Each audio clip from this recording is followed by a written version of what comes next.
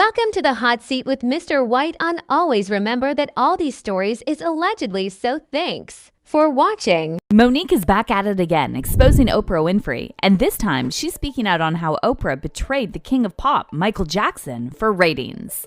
And this man has been gone for over 10 years. And not only is he gone, he was found not guilty. He was found not guilty. News recently broke that Wade Robson, one of the subjects of the controversial documentary Leaving Neverland, is taking his lawsuit against MJ to trial again, and Monique is dragging Oprah for giving this man the platform to slander Michael.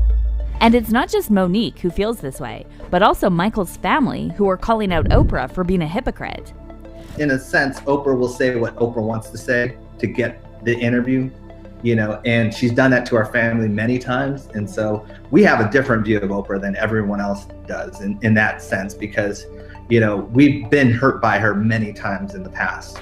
But what did Monique reveal about Oprah and Michael's relationship? What motive did Oprah have to betray him? Let's break it down.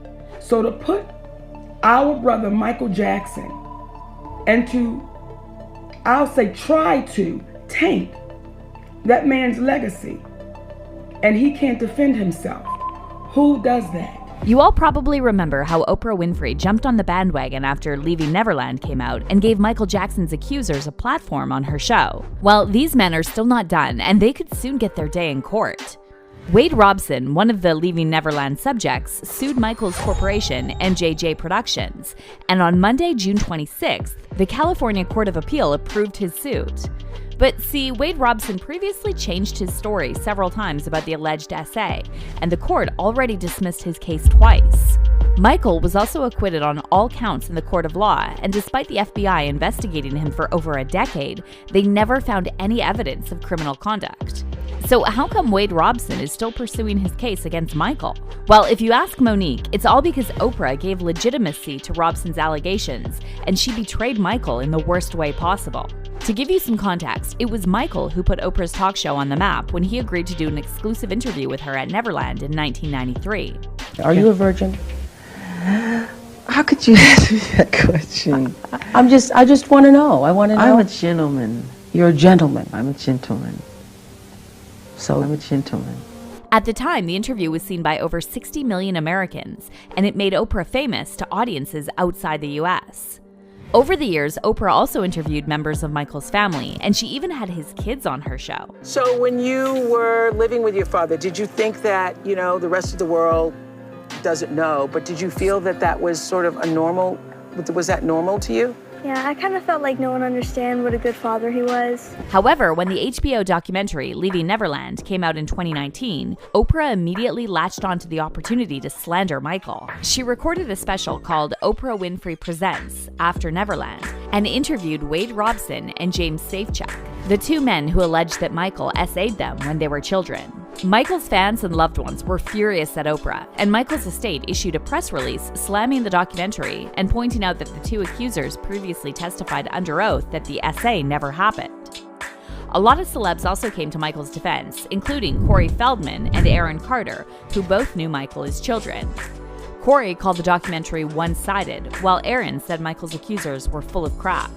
Home Alone star Macaulay Culkin, who also knew Michael since he was a child, said he never saw Michael do anything inappropriate and pointed out that if something happened, he would be the first one to expose it.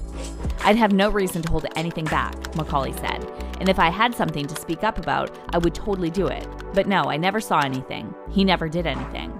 Michael's biographer, Mike Smallcombe, also exposed many inaccuracies in the documentary. For example, James Safechuck claimed that Michael essayed him at Neverland's train station at age 10 between 1988 and 1992. However, the train station was built in 1994 when Safechuck was 16. Bill Whitfield, Michael's former head of security, also called into question Robson and Safechuck's allegations and said he immediately realized these guys were certainly lying about certain dates, which they say they had seen Mr. Jackson. But Oprah wasn't interested in any of these facts, and she claimed she only did the special on Leaving Neverland because she wanted to expose the pattern that goes on with SA in Hollywood. So I had a lot of hateration, but I also, when I first saw that documentary, I realized that a lot of people are going to be triggered by watching it. Yes. And that a lot of people will not understand what the pattern is, because I had done 217 shows trying to get people to understand that it's not about one person, that it is about the pattern, it is about the seduction.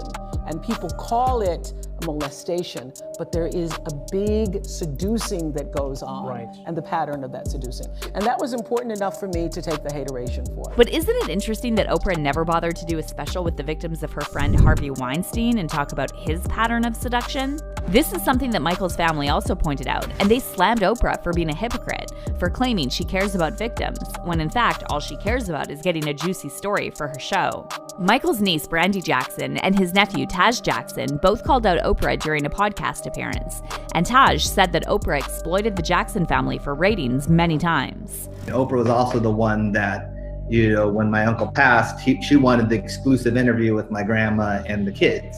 And I was there, and she was talking about how Michael was misrepresented. You know, no one understood Michael, and we were trying to get the real Michael. So I think in a sense, Oprah will say what Oprah wants to say to get the interview, you know, and she's done that to our family many times. Brandy Jackson said that Oprah didn't even wait to fact check the documentary, and Taj claimed that Oprah blessed the documentary and gave legitimacy to Robson and Safechuck's claims before the public could form their own opinions. As soon as that documentary was announced that it was going to be aired, it was followed up with Oprah's interview. Yeah. So we knew that interview was going to be happening with Oprah before we even saw the film. Yeah. She blessed it, basically said, this is the truth, and you guys run with it. Exactly. And then Taj mentioned that if Oprah really cared about exposing SA in Hollywood, she would start with her friend Harvey Weinstein.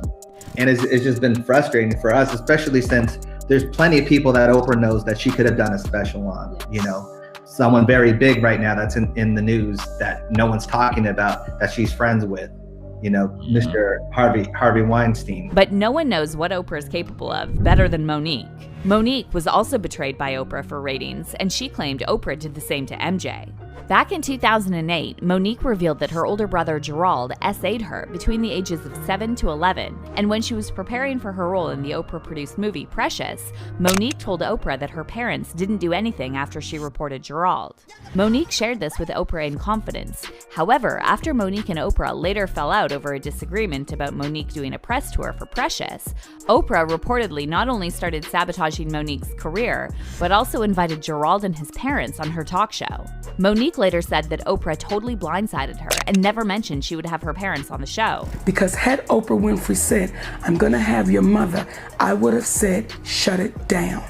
I don't need the world seeing how greedy my mother is." After the episode aired, Monique tried to reach out to Oprah, but Oprah refused to talk, and Monique recently revealed she still wants Oprah to apologize publicly. So when Monique saw what Oprah did to Michael with the Leaving Neverland special, she again called out Oprah, suggesting that Oprah is a huge hypocrite for waiting until Michael was gone to talk about the alleged SA.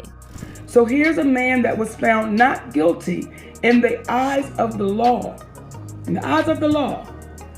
And you wait for 10 years after this man is deceased to now do an interview with people that said they lied. And now that Wade Robson will be going to court again to try to prove his case against Michael, Monique allegedly feels that Robson wouldn't have the nerve to do all this if Oprah didn't back him up. As for fans, it looks like most of them are taking Monique's side, and they're saying Oprah built her career by faking friendships with celebs and then exploiting their stories for ratings. Thanks, Monique, for having MJ's back. Oprah has now exposed herself as a two-faced phony. With friends like that, who needs enemies? Another fan wrote, "Monique told y'all how Oprah operates. Look at how Oprah interviewed Monique's family about Monique being SA'd by her brother and had the brother on stage, all because Monique did not do press promotion overseas for the movie Precious. Now y'all see what she is doing to Michael Jackson. Oprah is something else." But how do you feel about Michael's accuser going to court again? And do you think Oprah betrayed MJ by enabling his accusers? Comment down below, and don't miss out on this next video.